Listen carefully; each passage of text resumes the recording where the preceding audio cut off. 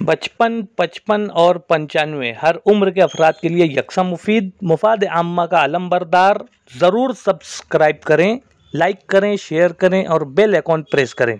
Rabbani the scholar YouTube channel. Virology मतलब आप सिर्फ जो माइक्रोबायोलॉजी होता है, माइक्रो ऑर्गेनिज्म मतलब आप समझ लो आप इस कैमरे को साथ में लेकर खड़े हैं, उसमें जो भी ऑर्गेनिज्म है किसी और का हाथ लगा होगा तो उसमें जो भी ऑर्गेनिज्म आएगा उसमें बैक्टीरिया आएगा, वायरस आएगा, दूसरे बहुत सारे जैसे अलग अलग टाइप्स होते हैं उसमें, तो उसमें सारी चीज़ों की जो स्टडी होती है वो माइक्रो ऑर्गेनिज्म, माइक्रो मतलब टाइनी स्मॉल, और ऑर्गेनिज्म आप एकदम छोटी जो चीज़ें होती है जो लिविंग होते हैं, जानदार होते हैं, उसकी स्टडी कर रहे हो। और वायरोलॉजी मतलब आप सिर्फ वायरस पे कर रहे हो, जो अभी आया है वो वायरस है, मतलब वायरस के लिए मेन ये चीज़ों की होती है कि उसको सरफेस की ज़रूरत होती है। अगर आप उसको नॉर्मली कहीं पर वो अवेलेबल है, कहीं पर वो लग गया है कोई सरफेस पर, वहाँ वो ज़्यादा टाइम तक के मतलब जिंदा नहीं रह पाएगा। पर अगर वो आपकी बॉडी में जा रहा है तो उसको होस्ट चाहिए होता है कि वो किसी के साथ मतलब होस्ट रहेगा तभी वो जिंदा रहेगा, तो ये वायरस होता है। तो उसकी स्टडी जो मैं करूंगी वो वायरोलॉजी है, तो मैं कोविड-19 में करने वाली हूँ। और उसमें एक प्रोटीन होता है जिंक फिंगर प्रोटीन, उससे मैं यूज करने वाली हूँ और उसके थ्रू फिर ड्रग डिस्कवरी वगैरह कर सकते हैं।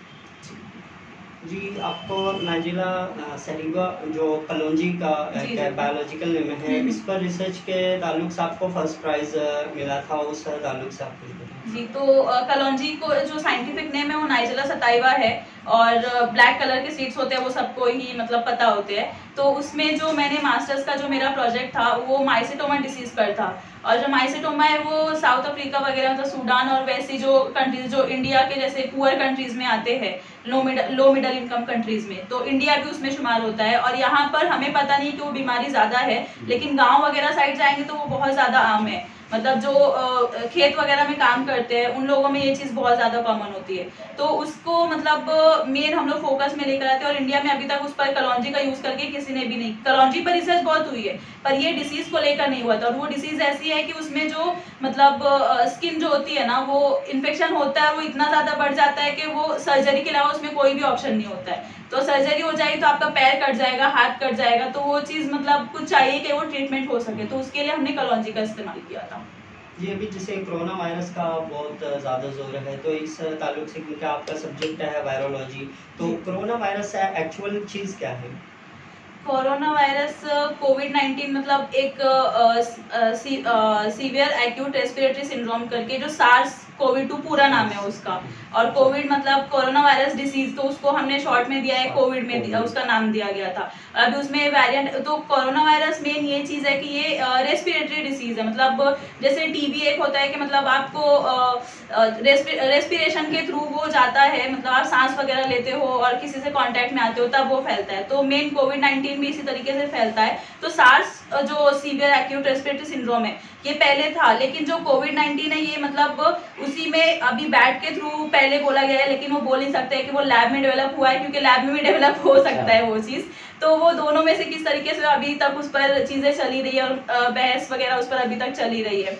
तो मेन ये चीज़ है कि रेस्पिरेशन के थ्रू होता है, और उसमें अभी वेरिएंट आ रहे हैं, मतलब वेरिएंट जो बोला जा रहा है, अभी वेरिएंट आता है, लोगों को क्या लगता है कोरोना वायरस नहीं है, वो कोई और चीज़ हो गई है वेरिएंट। तो वेरिएंट मतलब उसमें इख्तिलाफात हो रहे हैं अंदर, मतलब कोरोना वायरस है अभी उसमें जो जीन है पूरा जीनोम होता है, सारी चीज़ें जीन्स मिलकर होती है वो जीनोम होता है, और उसके अंदर अगर एक जीन में या कोई एक चीज़ में अगर तब्दीली होगी, और वो पूरा बायोइन्फॉर्मेटिक्स एक सब्जेक्ट होता है उसके थ्रू स्टडी की जाती है, और मतलब अगर उसमें कोई जीन वगैरह में चेंजेस होंगे तो उसको अलग अलग नाम दे रहे हैं, क्योंकि वो म्यूटेशन हो रहा है। तो अगर म्यूटेशन हो रहा है उसमें चेंजेस आ रहे हैं तो उसकी वजह से उसको जो इंसान को होगा तो वो अलग अलग टाइप में होगा, उसको सिम्टम्स भी अलग होंगे। पहले सिर्फ आइज का कुछ नहीं दिया था कि उसमें रेड आइज वगैरह होगी, और पहले सिर्फ यही बोला जा रहा था कि मतलब टेस्ट वगैरह जाएगा और ये होगा, तो बाद में फिर आते गया कि उसमें आइज वगैरह रेड होती है। तो वेरिएंट जैसे चेंज होते जाएंगे उसी तरीके से मतलब सारे सिम्टम्स वगैरह भी चेंज होते जाएंगे। तो अब मेन इसमें प्रॉब्लम ये है कि इसी वजह से वैक्सीन जो बोल रहा है इफेक्टिव नहीं है,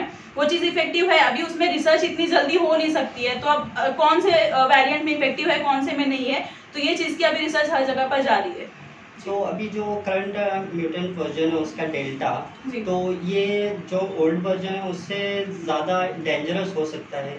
हाँ, वो एक्चुअली डेल्टा वाला शायद से पेरू में पहला डिटेक्ट हुआ था, तो पेरू में उसका मेन मुझे ओरिजिन याद नहीं है। हाँ अभी वेरिएंट में कैसे है उन लोगों ने नाम ये कैपा वगैरह दिया है, डेल्टा दिया है, ऐसे अलग अलग सब नाम देते गए। तो ये चीज़ पहले वहाँ पर हुई थी, मतलब समझ लो पेरू में जो पहले था वो शायद डेल्टा वाला था, तो अभी उसमें अगर कुछ म्यूटेशन आ रहा है तो उसको वो लोग अलग नाम देते जा रहे हैं, और 0.02 या ऐसे करके नाम दे तो उसका भी अलग अलग ये डेल्टा ये सब करके नाम देते जा रहे हैं। तो ये डेल्टा वाला है क्योंकि इसमें म्यूटेशन हुआ है, तो इसलिए ज़्यादा डेंजरस हो सकता है वो। अब इस रिसर्च के थ्रू ही समझ में आएगा, क्योंकि रिसर्च आप एक पर्सन पे नहीं कर सकते, आपको उसके लिए नंबर ऑफ पीपल चाहिए रहते हैं। आप सब पर देखोगे कि क्या इफेक्ट हो रहा है और क्या नहीं है।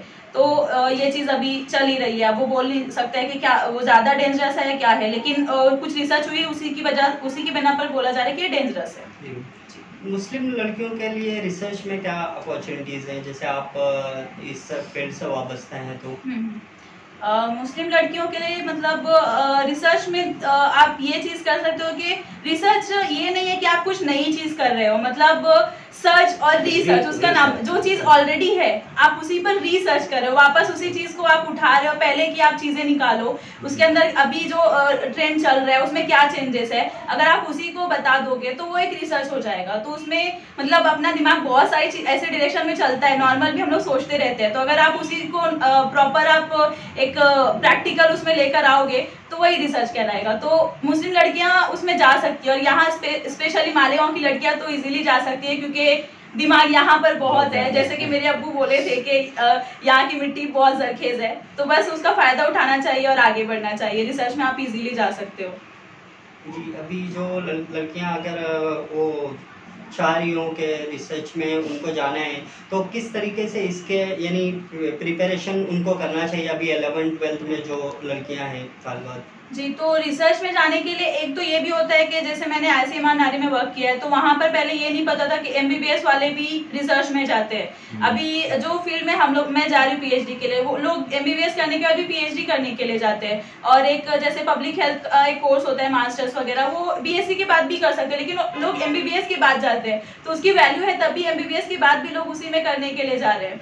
तो उसके लिए प्रिपरेशन कुछ इतना डिफिकल्ट चीज़ नहीं है। BSc में आपको इजीली एडमिशन मिलता है, और अगर आप ठीक है आप अगर मालेगांव के बाहर नहीं जा पा रही हैं तो यहाँ पर जूलॉजी वगैरह में है जो BSc MSc है, तो जूलॉजी में भी वही चीज़ें होती है जो हम लोग सेल कल्चर और ये सब चीज़ें बहुत सारी होती है जो माइक्रो में पढ़ते हैं वो इसमें पढ़ते हैं। बस इतना डिफरेंस है, माइक्रोबायोलॉजी में माइक्रो ऑर्गेनिजम्स पर है, जूलॉजी में एनिमल्स है, जू एनिमल, तो ये डिफरेंस होता है। तो आप टेक्निक्स जो होती है वो टेक्निक सेम है। तो आप जूलॉजी वगैरह वाले जो मतलब बहुत सारे मेरे कॉलीग्स थे जो लोग MSc उसी में किए हैं, तो आप इजीली BSc MSc यहाँ से करके आप रिसर्च वगैरह में जा सकते हो।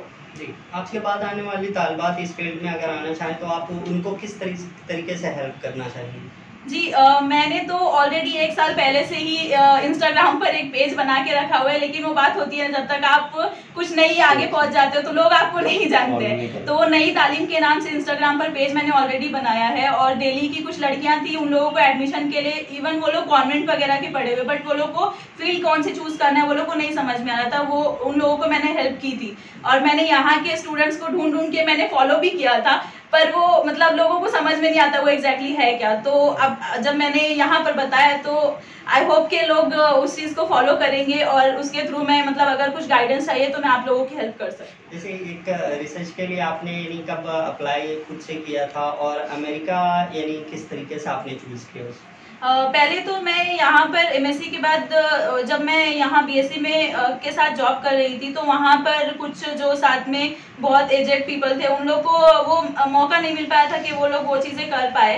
तो उसके बाद वो लोग बोले कि जॉब तू छोड़ दे, उसके साथ MSc करेगी ना तो डिफ़िकल्ट होगा। तो इसलिए मैंने MSc जब सेकेंड ईयर चला था तब मैंने जॉब छोड़ दी थी। तो फिर उसके बाद मैंने सोचा कि इंडिया में ही मैं PhD के लिए ट्राई करूँ। तो यहाँ पर मैंने मतलब जो नेट का एग्ज़ाम होता है मैंने वो दिया भी था, लेकिन वही होता है कि मतलब जो SC ST कैटेगरी के अकॉर्डिंग वो लोग को एकदम कम पर मिल जाता है, और जितना उनका रहता है उससे ज़्यादा हमारा भी होगा तो नहीं मिल पाता है, तो कैटेगरी कभी डिफ़िकल्ट हो जाती है।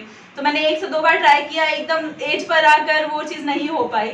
तो फिर उसके बाद मैंने सोचा कि मतलब बाहर का मैं थोड़ा जो मौके मिलते हैं कि हाँ लोग गए हैं, तो उनके थ्रू मैंने देखना चालू किया कि कैसे क्या चीज़ें होती है। तो MSc जब चल रहा था उसी के साथ मैंने 2016 में पहला एप्लीकेशन किया था यूनिवर्सिटी ऑफ ज़ूरिक के लिए, जो कि वर्ल्ड वाइड 6 नंबर पर है।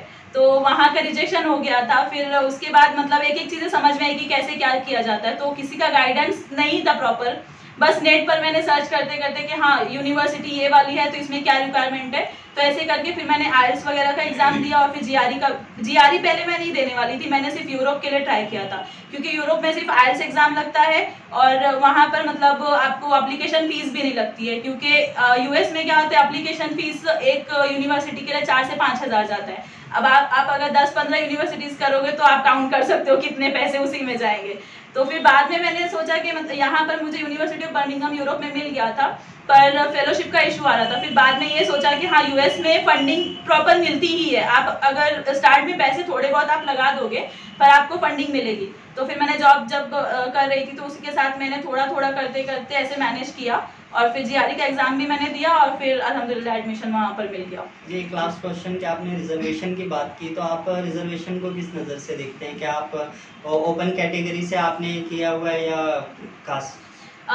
मेरा ओबीसी है लेकिन ओबीसी की सिचुएशन क्या होती है, हम यहाँ के भी नहीं होते यहाँ के भी नहीं होते, ना तो ओपन में प्रॉपर आते हैं ना तो जो कैटेगरी वाले हैं उसमें हो पाते हैं। तो जो स्टूडेंट के लिए मतलब जो एजुकेशन है उसमें कैटेगरी तो होना ही नहीं चाहिए क्योंकि जो मतलब सेम उन लोगों की मार्क्स होती है और साइड में जो SC ST वाला अगर बैठा रहेगा वो उससे बहुत कम रहेगा लेकिन उसको एडमिशन मिल जाएगा। तो ये मतलब सामने वाला जो स्टूडेंट रहेगा उसकी जो पूरा आगे करने के लिए ख्वाहिश रहेगी वो खत्म हो जाती कि मुझे करना ही नहीं। और सेम मेरे साथ भी वही था कि मतलब नेट का एग्जाम इतना डिफिकल्ट होगा तो अब मैं करूँ क्यों।